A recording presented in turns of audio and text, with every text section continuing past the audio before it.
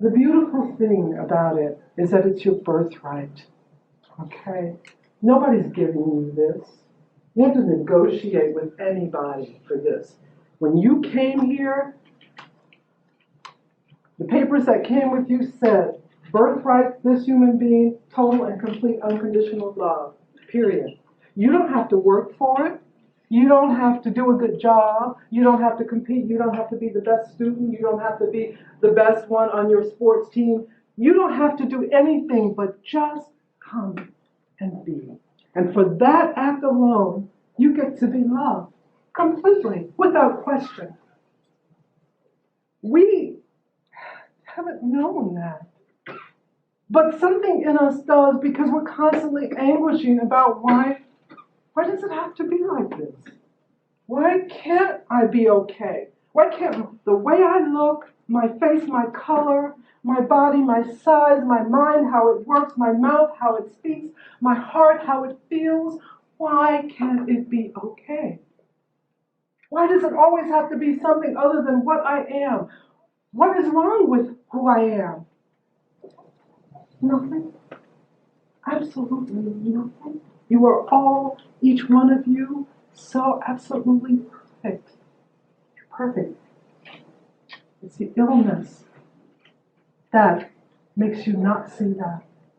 We're all perfect, but we're sick. Okay? We're perfect, but we're sick. Now, this is a job that has to be taken care of. And you know that whole saying, if you want to get something done right, do it yourself. This is that kind of job. You cannot leave this in the hands of anybody else. This too much depends on this. This is your life. This is your life we're talking about here. So the first thing that comes to you is like, you have to deal with, do I value my life? And if I value my life, am I willing to take a chance that I put my life, as we have for generations, in the hands of someone else who says they know how my life should go? If I take that chance and they don't know, or they screw up, then I'm done for. We're in a time on this planet and in our relationship with life, we can't afford to take that chance anymore. There's no one coming on a white horse or a black horse or any kind of horse that's going to save us. It's not going to happen. And that's really great, because saving is not what we need. We just need to heal. And we need to know that we can heal ourselves, and what that is about is coming into your power as a being, realizing you have the power to take care of you. If you just take care of you, you're getting amazing amounts of things done all over the planet, all over the universe, because you're very big beings. You're very big. You have a lot of influence and a lot of impact. And you don't know that. We, and I include myself in this, don't know who we are. We don't know how much hangs in the balance and how we walk our lives and what we do. Have you ever thought about the fact that why did people make such a big fuss about you? Let's say, for example, the native culture. Why did not people want you to be you? What was that about? Fear. Absolutely. Fear. And what are they afraid of? Did you imagine that there might have been something that you came with, that you walked with, that you were, that frightened people?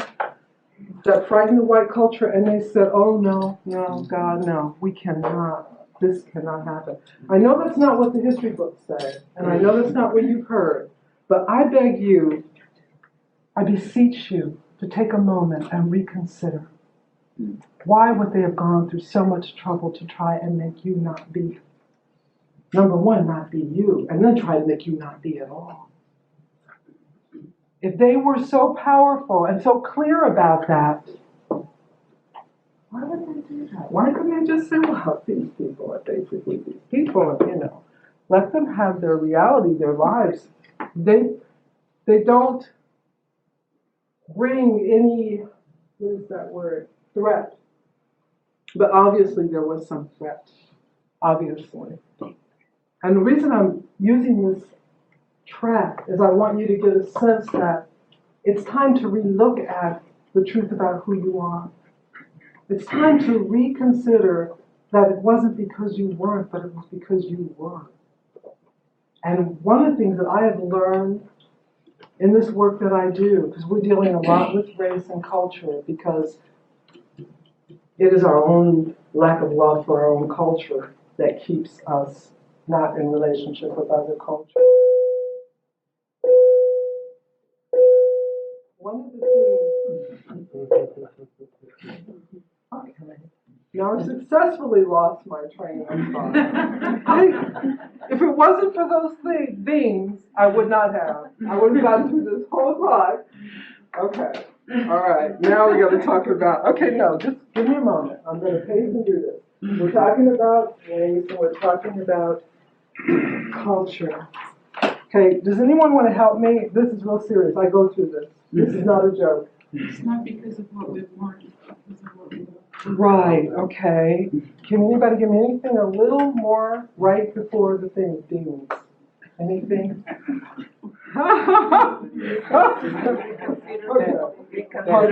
That we are studying right now a lot about race and culture and how the fear has been. Yes. Okay.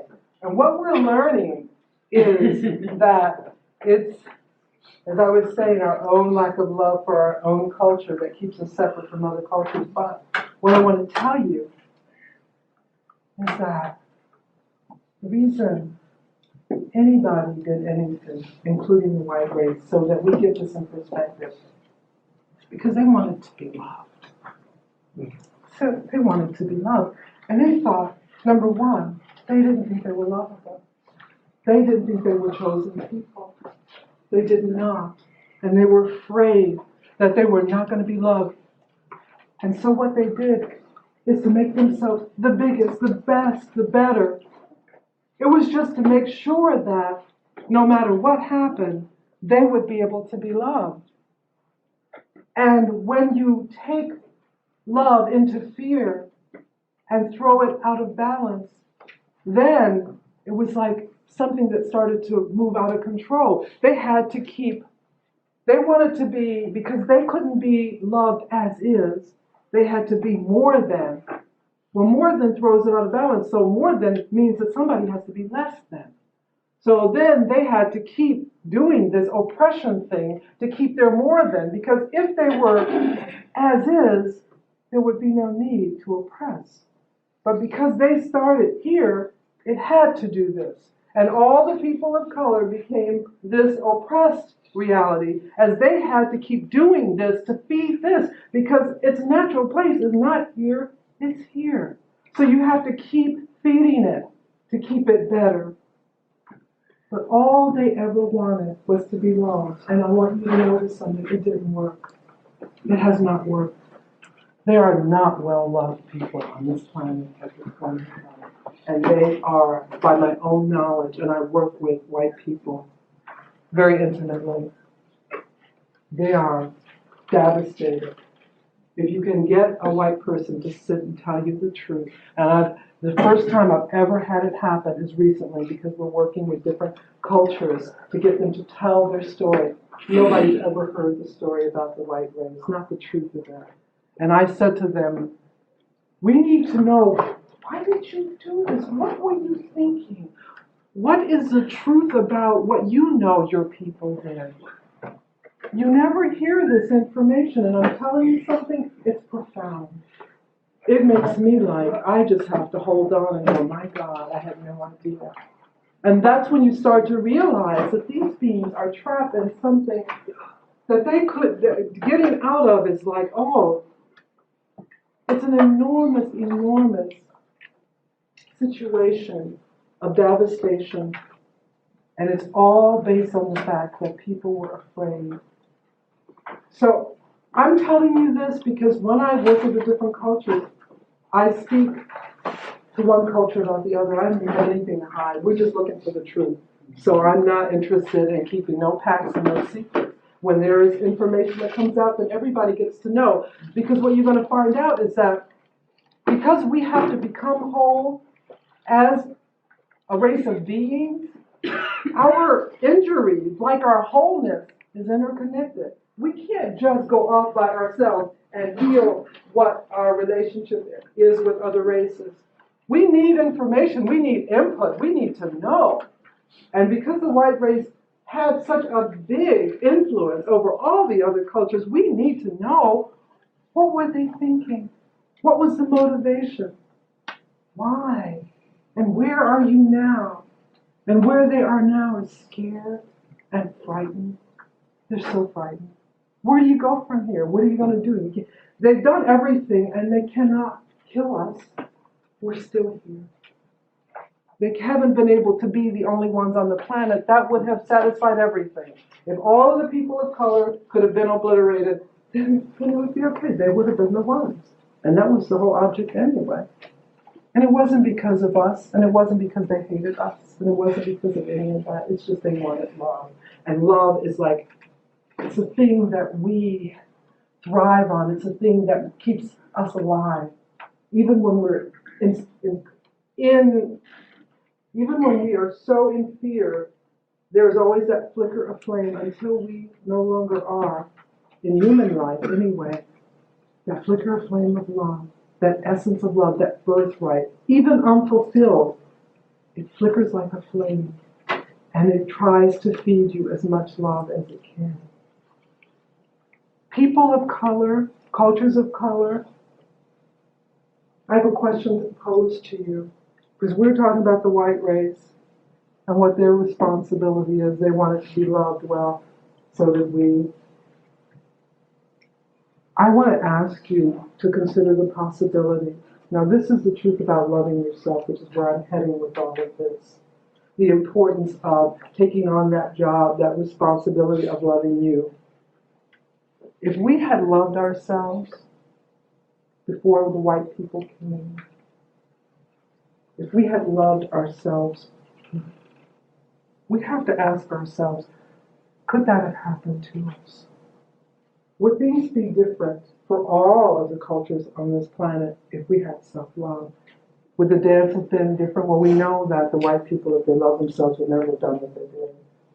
And we have to be willing to move forward and say for ourselves, if we had loved ourselves, would what happened have happened? Is love such a powerful medicine that, placed in balance, could it have kept what unfolded in history from happening? From what I know about love now, in terms of what it means to love yourself, I'm going to say, I believe so. So what does that do? That brings it all back home. It brings it into this room. It brings it into the culture. It brings it into the individual self. We cannot be looking out saying somebody did this to us, because they didn't. They did it to themselves, and they're dealing with the results of what they did. We have to take responsibility for healing the injury that has kept us from loving ourselves. When you love yourself, you realize that nobody can make you do anything.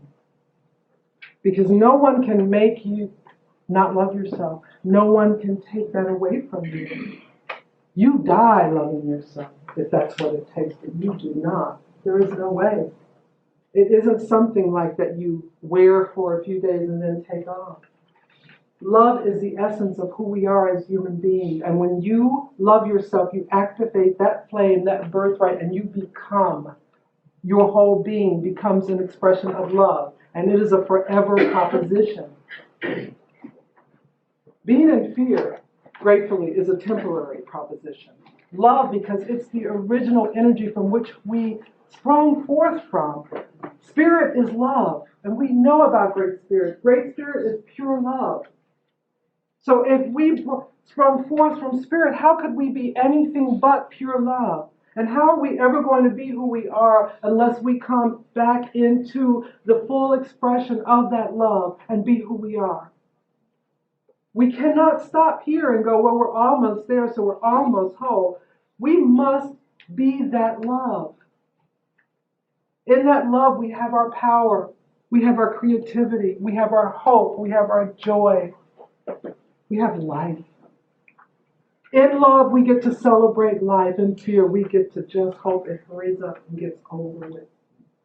In fear, we get to say life sucks. In love, we get to say life is precious.